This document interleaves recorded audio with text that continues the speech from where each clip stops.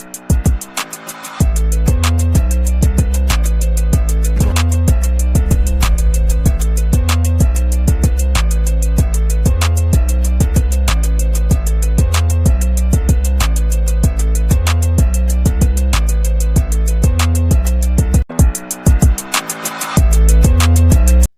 welcome to another exciting episode of the Andre The Beast Crayton show. It is cold outside, I'm telling you, here in the Midwest, Indiana. And today's show is a little bit different. We're going to talk about holistic approach to nutrition. And the reason for this is pretty simple. We have a serious problem with health here in this country. And a lot of the health issues that we encounter is from, first of all, lack of knowledge.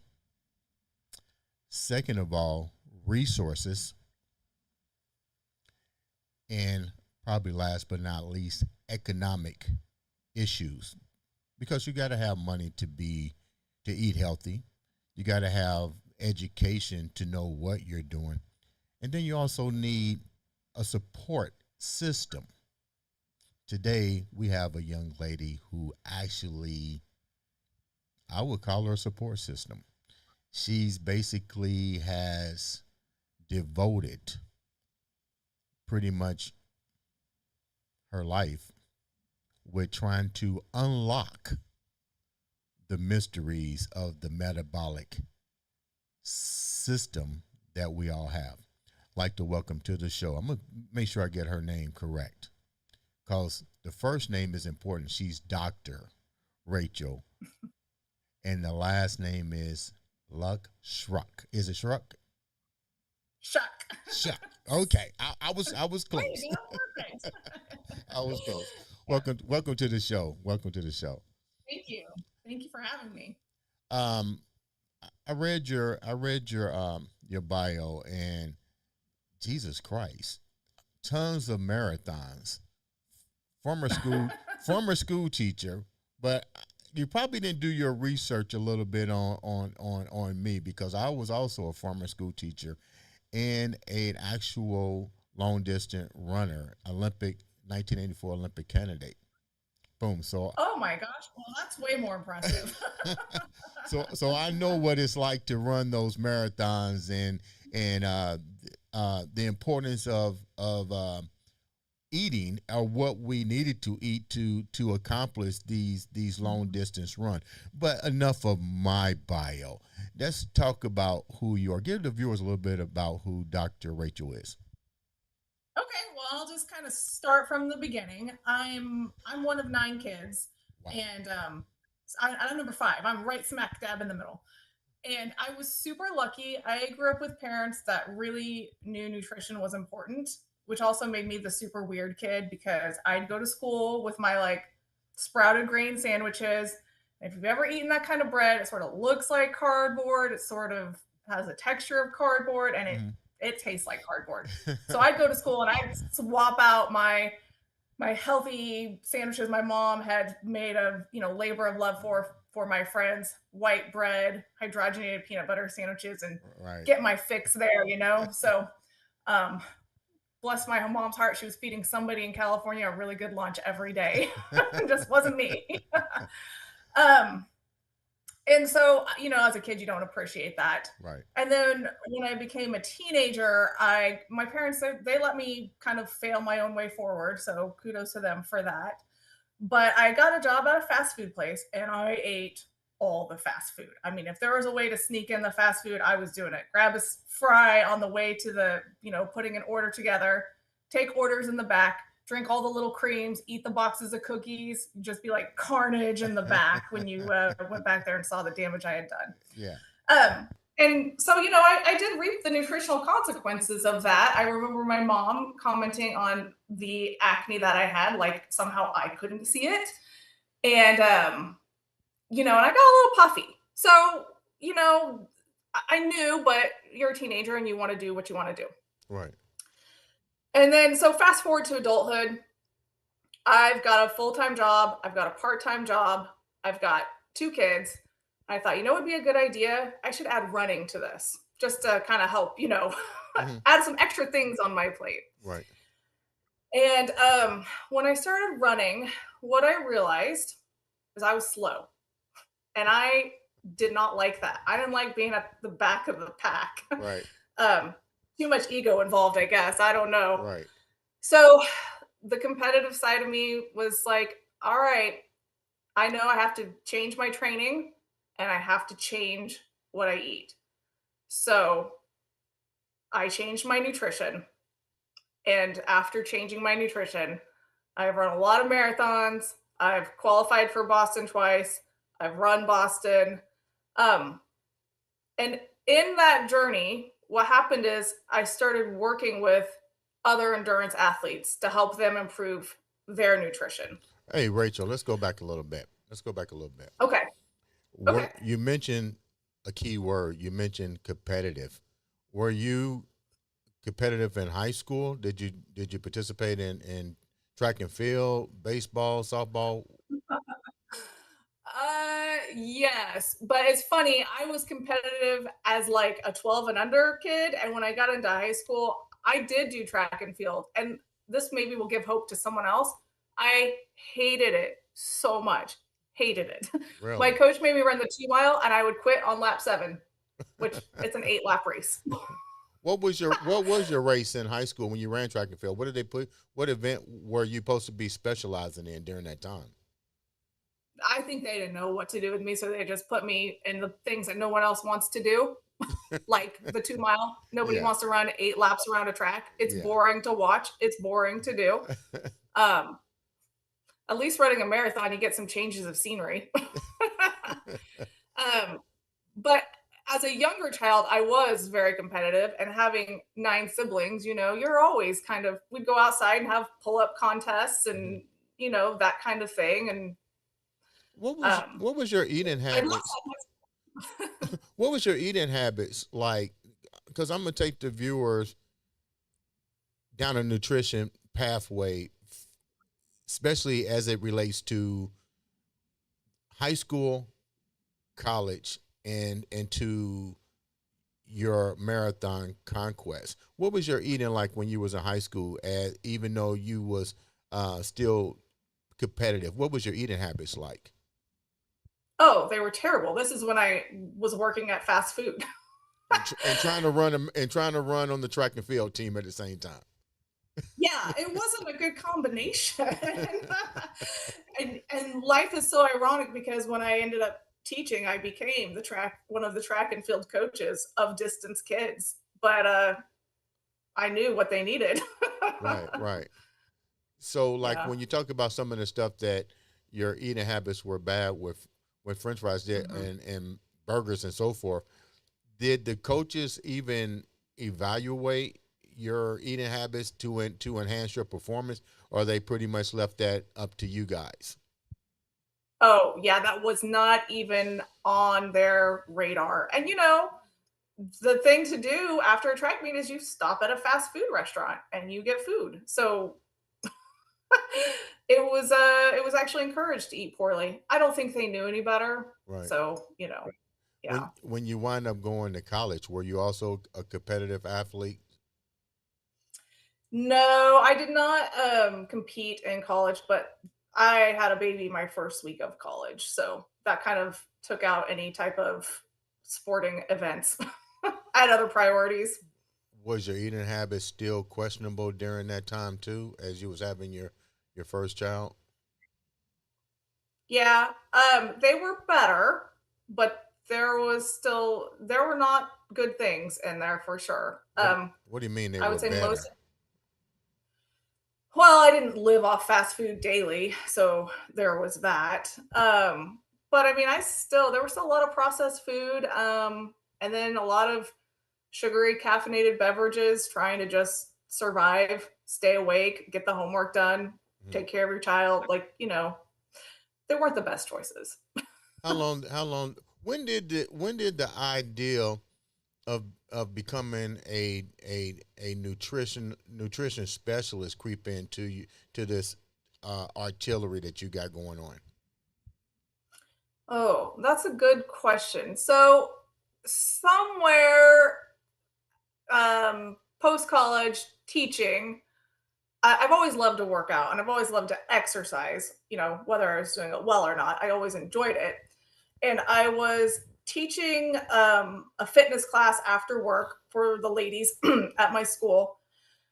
And as I was just watching everyone, I was thinking, the exercise is not their problem. This isn't the piece that's missing for them. Hmm. They don't know how to eat. This is what is missing for most people is eating correctly.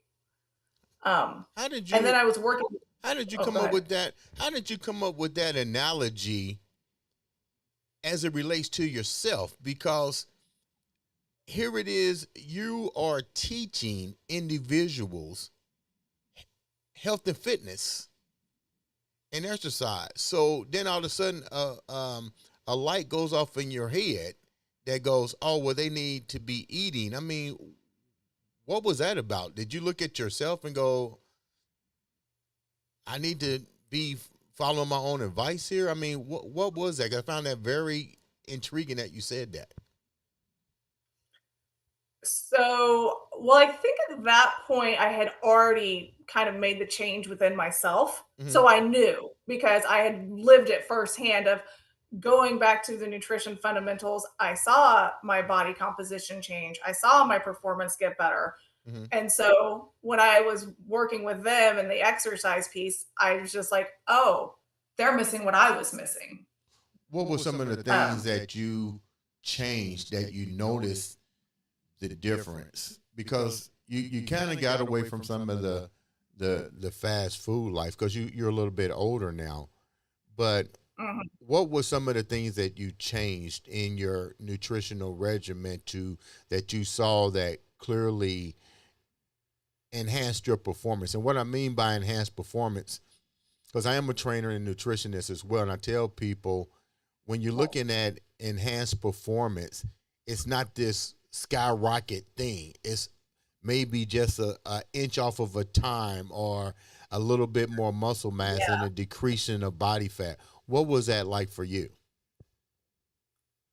Yeah, so I mean, it's the same thing. And for me, like personally, as I, of course, like you said, I wasn't doing the fast food and all of that, but just getting away from any kind of box processed food and really working on a big thing for me was to not be afraid of fat. So fat Wait a can be minute. healthy and Wait good. a minute. Wait a minute. Wait a minute. You're my favorite person right now.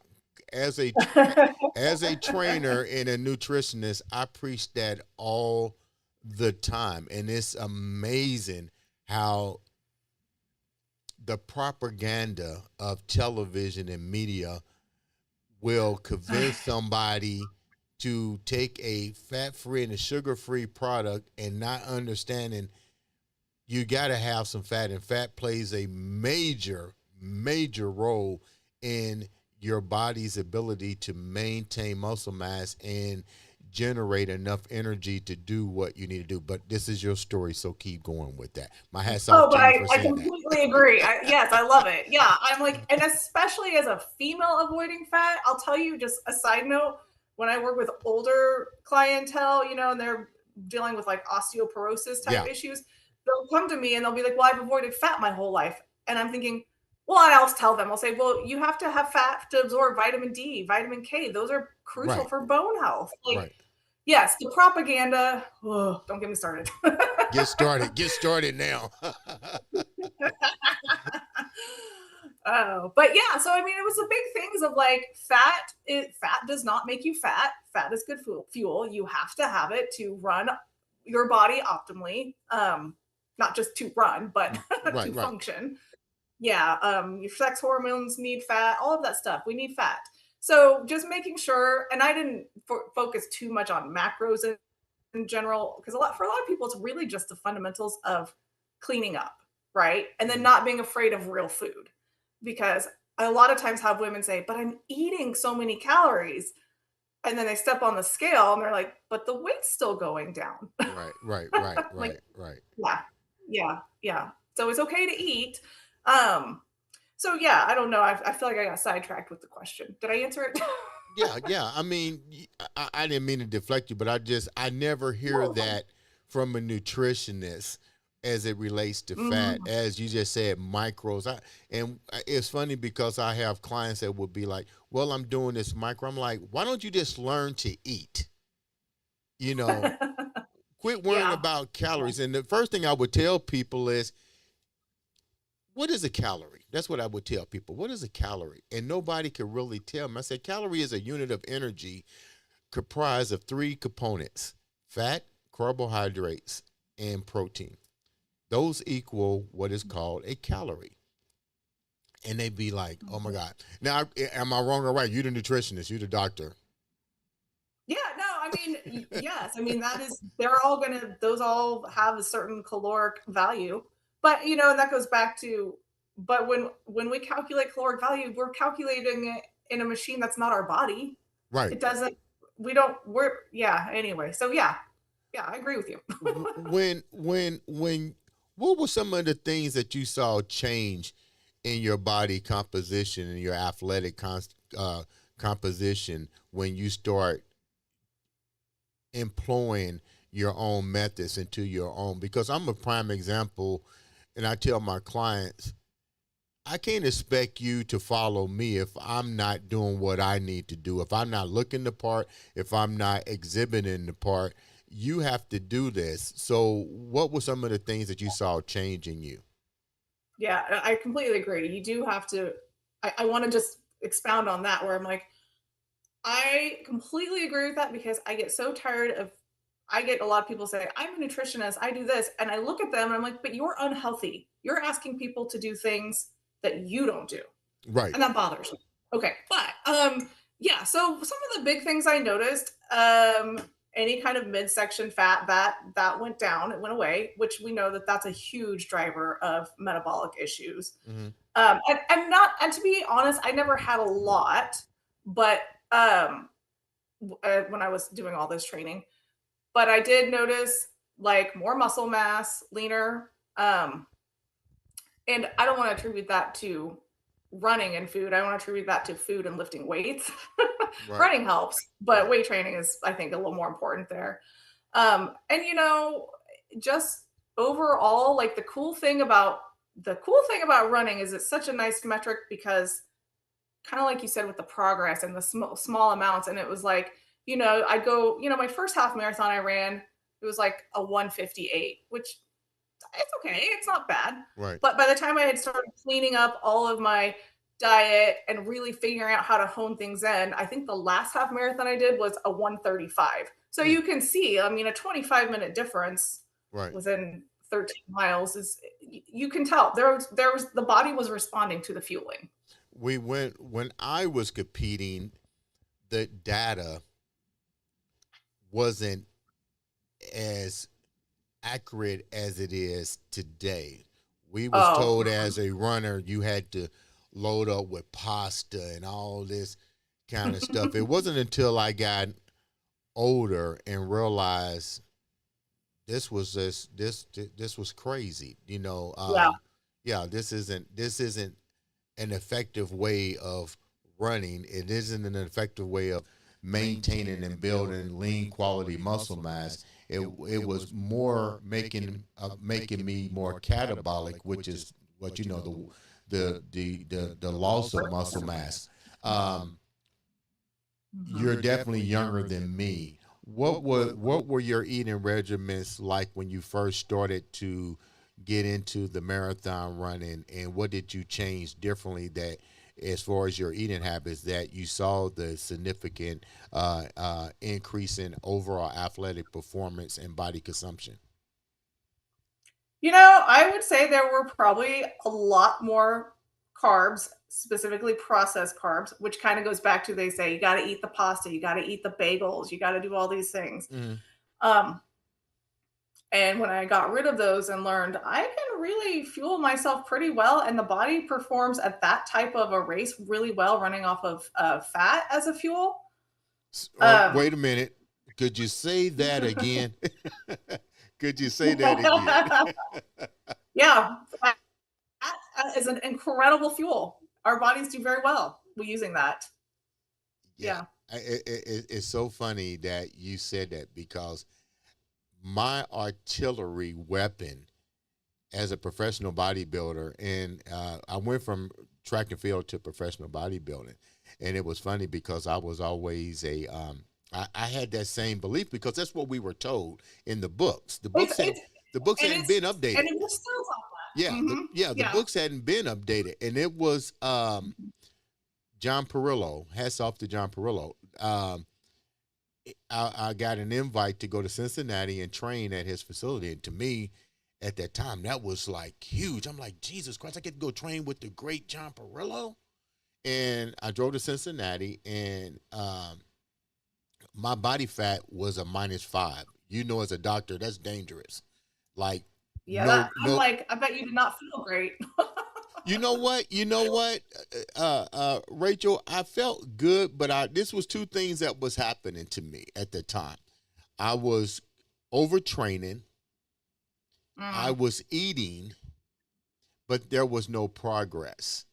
And when I went to go see John Perillo, he was like, you need to start adding medium chain triglycerides into your regimen. And I was like, well, what is that?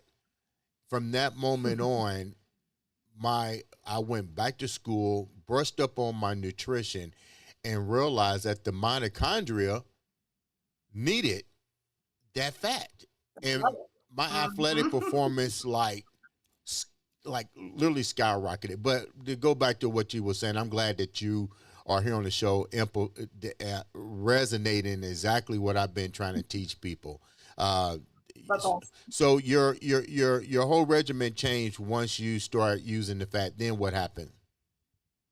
Yeah, I mean, once I started fueling like that, I mean, the results speak for themselves. This is when I ended up, because like I said, I ran a lot of marathons trying to figure all this out, and How many marathons? Tell the viewers how many marathons you've done. Well, okay, to be honest with you, I don't know the exact number. Full marathons, I think it's about 20. Half marathons, probably another 20. I truly, I don't know. Maybe I could go like pull out all the medals that you don't know what to do with. Well, damn, Rachel, are you like going to every marathon across the United States? Well, not anymore. It's funny. I don't run that much anymore. But yeah, I was just so determined that I really felt like I could qualify for Boston, and I just kept barely missing the mark until I figured out, I need to eat differently and use fat as a fuel. And boy, I tell you what, I started doing that, and I qualified. I did qualify, but then Boston has these weird things where you have to, even if you qualify, you may still not get in. So then I had to run another one the next year and have a much bigger gap. So, when I first started running marathons, I was about a 4-hour marathoner. Right. And then the last one I did to qualify was like a 3:20 something, 3:29 maybe. That's pretty good. So, I mean, isn't that a testament to what food can do? 31 minutes or whatever ended up being, I don't know. But yeah. You saved a great amount of time off of your performance. But this is another question. Have you ever did the marathon here in Indianapolis, Indiana? I have not. Oh, do I need to? Because I'm kind of over marathons. We have a marathon here that's been around for years, and it's actually a well-known. It's up there with the Boston Marathons. I mean, people from all over the world come here to run it. But my other question to you is, and the viewers need to understand you are a doctor. So it's not like that you're giving some fly-by-night shit. You've actually lived it. You employed your methods into your own life. And I think that's key when you're talking about somebody that's giving advice. You know what I mean? You either had to lived it, done it, and you have to implement it in your own life to make sure to validate that it actually worked. I'm a living specimen of my own product in my teaching, so to speak. Yeah. So another issue that I know you probably hear from women is, I don't want to work out because I'm scared to build muscle. and they don't understand Oh. the relativity of hormones versus testosterone and estrogen, and the chances of you becoming, like you saying, all over TikTok, a lot of in Instagram, a lot of those women do use testosterone. It's Absolutely. highly unlikely for a woman to develop that degree of muscle mass, no matter how much protein and amino acids that they have in their body. What's your take on that? Oh, I completely agree. I mean, when you see those very muscly women, I immediately know they're probably using some form of testosterone therapy. Also, the voice is often a dead giveaway too. It'll be a little bit lower. I mean, not always, Mm-hmm. but often. Mm-hmm. Yeah, no, I mean, I work out with several women, and we lift weights. Mm-hmm. None of us are on testosterone, and I would not say any of us are overly muscled. It's just really almost impossible to do Yeah. And unless you're a female who just tends to naturally have a lot of testosterone. right, But right. that's rare. Yeah, Yeah. yeah, And I'm not, yeah. for the viewers, I'm not player hating and bashing women that do it. You do it because you do it. No, It's not a thing. But yeah, what we're doing here is educating the ones that don't, and to let them know that they don't need to be afraid to go in the gym. The chances of you turning out like that or are afraid to go like that is not going to really happen. First of all, you're not going to be able to put in that much time to develop that degree of muscle mass to begin with. What'd you take on that, Doc? yeah. I completely agree. And the other thing I want to say is really the people who really need to be in the gym lifting are women because we are more at risk for things like osteoporosis and the best way to combat that is through good diet and weight bearing exercise, so we should be lifting. Yeah, yeah, yeah, Or some kind of resistance training. I mean, not yeah. every lifting's not for everyone, but something that is resistant. What's your take on? I'm going into my journal here. I used to deal with a lot Okay, of I love women that love to do cardio, and I would tell them it's cool to do cardio, but you need to understand the empowerment of anaerobic conditioning. And I know you know about anaerobic conditioning. What's your take on that and as it relates to overall health? That way they can get a combination of both strength, fitness, and cardio. What's your take on that, Doc? Well, it's funny you say that because we've talked so much about all the marathon running and all that. Let me say, I don't ever recommend marathon running or training or any of that for health. I don't actually think that's the best way to achieve health. Hmm. That was me chasing a goal. So yeah, I feel like a lot of times women spend too much time in the cardio spot and also a lot of times overdoing it with the Yeah, cardio. yeah. It's again, we do need some cardio. There are benefits to cardio, but we don't. I think a lot of women tend to lean towards that and sort of not so much towards the other piece, which is I don't want to say anything's more important than the other, but there is a balance. What what would you consider the proper exercise regimen for a beginner, a woman who's trying to lose maybe 3 to 4 pounds? What would you kind of like Oh, recommend as a starter? okay. So it's a woman who wants to lose 3 or 4 pounds who's never exercised in their life. Right. Like this is where it gets super new. Oh, okay. Yeah, never Well, exercised, I mean, never did in some cases, nutrition, nothing. She's new to the nothing. game. Okay. Oh, okay. Well, then I always start if it's a client and if that's where they come in, then we always slow but steady wins a race here. So maybe start with some walking and start with some body weight exercises. Like they it's kind of like you said where you went into the thing and you were overtrained. Right. We can always overdo it and add more later. If we overdo it, then people they get sidelined and then they have to stop completely and then they're starting over and that's such a mental like a mind it's just not good. Mm. So slow but steady, so the walking, the body weight exercises, and of course from my background I'm like food first, food is medicine, that's my whole tagline. So What do you find that most people are doing wrong as it relates to overall health in general? Let's just take out exercise and and eating. What do you've been? This is what you practice. This is your field. Mhm. People are coming to you. What's the number? What are three basic issues that people are dealing with every day that's coming to see you? And is it men or women Well, or children? So that's a two-part question. what was the second part? Is it more women? If so, what's the age bracket? If it's men, what's the age Oh, bracket? And if they're children, what are you seeing? okay. So I'll start with the children. Children, and I don't see a lot of kids. I only see a few kids, but it's usually behavioral issues. Okay. And so when we can get rid of those processed foods and sometimes we have to do a very intense diet depending on the behavioral issues, but that can be acting out, that can be focus problems. I had one little girl who actually had seizures, um, which once she changed the diet, she was able to get off those medications. Mm-hmm. I don't ever take anyone off medications. That they have to see their medical doctor for that. Okay. But I'm always open to working with that with a medical doctor. So that's kids. So then what happens is for adults, I see a lot of women, um, and I'm going to tell you what I see with them, and then they get results, and then they bring their husbands in. But it's a really interesting phenomenon that men don't tend to just go to the doctor or the nutritionist or whoever and work on their problems. Mm-hmm. They got to get the wife to like kind of drag them in. Yeah. So a lot of times with the women, where we start is they have stubborn weight loss resistance, or they have some kind of chronic pain. Usually there is some excess belly fat, which is a huge, like I said, driver of metabolic issues.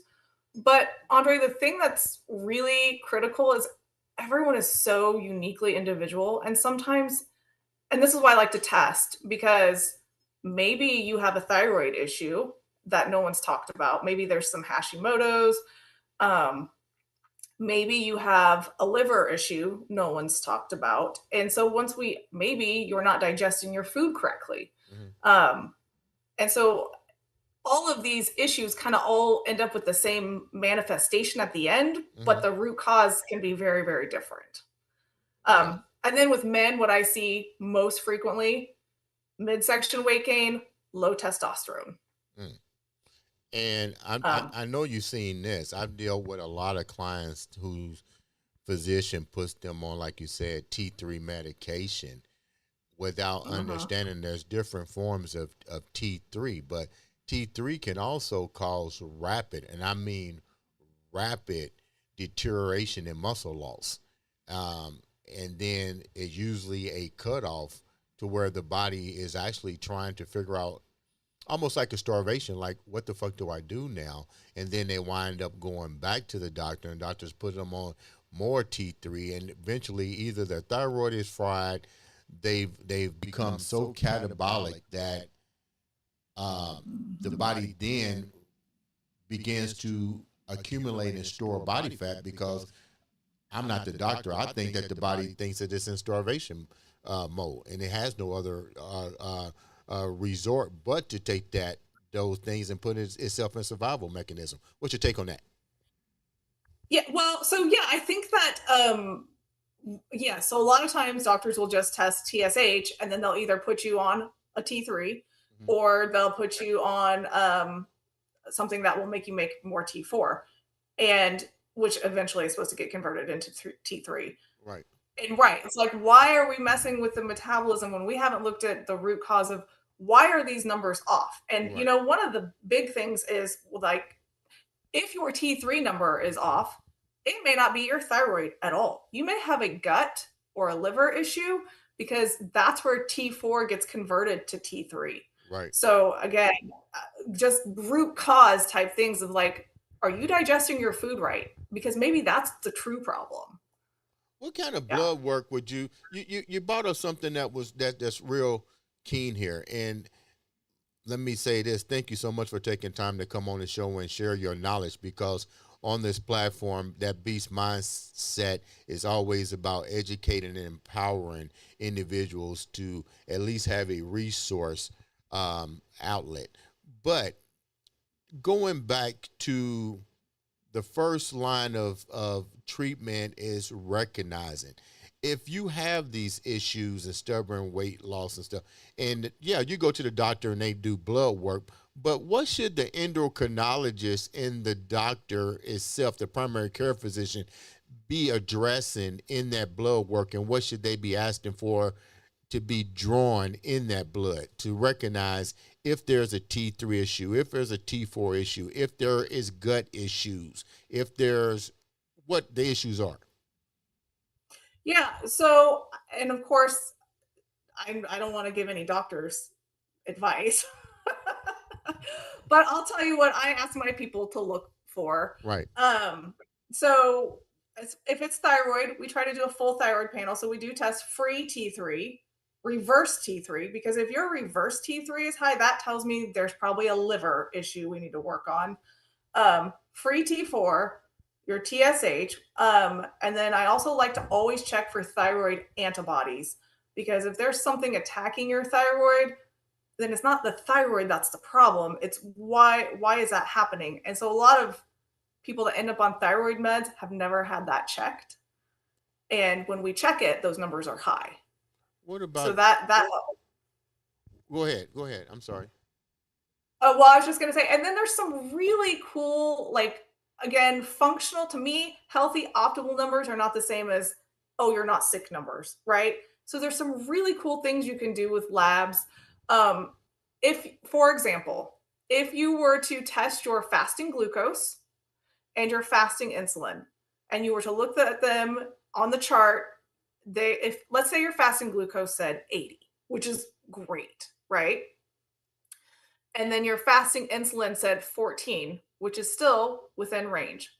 But there's these really cool tools we have now that we can put things together to get a better picture of what the body's doing. Hmm. So in this case, I use something called a HOMA IR calculator. And you put in the glucose at 80 and you put in the fasting insulin at 14. And if we come up with a number over 2, then we know, okay, you're a little bit insulin resistant and we need to work on this. Right. Versus Right. you're just getting numbers and going, I'm in thin range. I don't know what's wrong. Everything checks. I'm good. It's funny. So, I mean, there's lots of little things like that. We just had a doctor on the show, and that was the topic of discussion: insulin resistance in the pancreas and its importance to the body's metabolic system.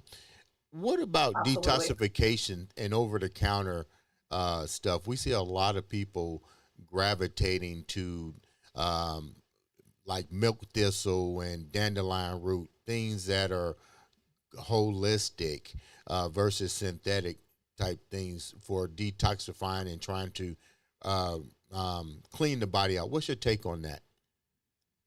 So I always support using real whole foods like milk thistle or dandelion root. Anytime we can do that above medication, just because the body really knows how to process those things well and the side effects are much less. Mhm. However, this is where it comes down to the nuance of each individual, because if we notice that you have low iron, then something like milk thistle may not be the best choice for you, as it can chelate iron out of the body. So it's natural. I love it. It's not for everyone all the time, Mhm. but I do like natural products for You're letting our body do what it's supposed to do. Yeah. you're on a quest right now. Before we wrap up, you're on a quest right now, and my hats off to you for doing this by trying to provide online educational tools for individuals. Explain a little bit about that, and also the holistic approach that you're doing versus people buying supplements and all this other stuff on the market. Yeah. So my whole philosophy is that food is medicine and food is the foundation and the frame for our house of health. So I'm not opposed to supplements. They have their place. I use them in my practice. I try to always do like a whole food supplement, but I always like to make this analogy of, if you build a house and you skip the foundation and you skip the frame and you try to hang drywall, that's not going to go well. And to me, that's kind of what supplementing is, without fixing the diet first. Mm-hmm. So that's the big thing. And then as of now, I'm working mostly one-on-one with people, sort of educating one person at a time and hoping it continues to snowball. Mm-hmm. Um, Obviously, I would like to grow that to where I can reach a bigger audience more, at one time. Mm-hmm. But for now, it's so rewarding to see the mom come in, changes for herself, and then it trickles down to the whole family. How can the viewers reach out to you and support you if they want more information? So actually they can go to it's drshuck.com. So www.drshuck.com/beast, BEAST, and we can connect that way. I like the beast part. Yeah. Oh, I love that part. So, lead the Yeah. viewers with that beast mindset that you live with every day. And like, once again, my hats off to you for providing a tool and a resource for individuals to come. But before you answer my question about what keeps you in that beast mindset, let's go back. There's another question. We always have people on in television talking about the importance of a healthy lifestyle. But let's get real. Mhm. In this country, a lot of us, there's a lot of homelessness. Mhm. There's a lot of poverty, and poverty individuals don't get the opportunity to eat the Mhm. things that they need to eat. Um, it would be good if everybody had that, but you got to have money to do it. And if you are struggling in today's economy, providing healthy food choices for your family and kids is almost like a no-brainer. What do you want to see happen with a situation like that? And what are you doing to help address the ones that really, I call it the ones that's being left behind? Yeah. Well, and so I was one of 9 kids and we were poor. Um, I I would love to see more community gardens, that kind of stuff. I know it's so hard to implement in places with food deserts that just don't, I mean, even a grocery store sometimes isn't super accessible. So, I mean, again, I just feel like, especially when I was teaching, even if I could educate the kids, they may not have had the resources at home always, but it planted a seed to, okay, when I get an opportunity, I will make, a different choice. Sometimes it's a lesser of two evils, with the Hmm. food or the exercise. But going outside is free, sunshine is free. Um, I mean, you're such a huge problem that our healthy eating is expensive. Like it's and it requires a level of education to sift through all the junk, like, to even know, which goes back to that's my whole thing. I'm like, if I can just educate people even how to read the labels, Hmm. make the better choice, whatever that may be at the place you're in. Now, what keeps you in that beast mindset? I am what's the word? My optimism may be actually a downfall. I am overly optimistic. I truly believe, really deep in my soul, that we were designed to be able to heal and to be able to thrive and live well. And I want to see everyone do that. Ladies and gentlemen, this has been another exciting episode of the Andre the Beast Crayton Show.